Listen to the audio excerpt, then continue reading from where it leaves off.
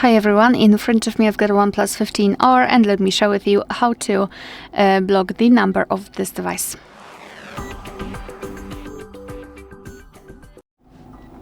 So let's start with opening your contact list, for example with the usage of the dialer. So tap on the dialer, tap on the three bars icon in the left upper corner and go to contacts.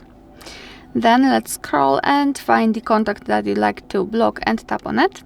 And then scroll all the way down to find the option block numbers. Let's tap. Here we've got the information that we will no longer receive any incoming calls or text messages from this number, so just tap on block if you want to. And here we've got this characteristic icon, which means that we just successfully blocked the number. Of course, you can unblock it the same way right here, unblock numbers, but let me leave it like this. We will check whether it will appear on the blacklist. So to enter the blacklist, we have to come back to this section here and then tap on the three bars icon in the left upper corner and go to the settings.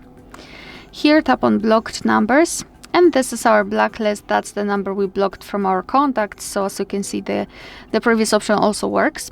Here you can tap on add a phone number also and enter it manually and tap on block.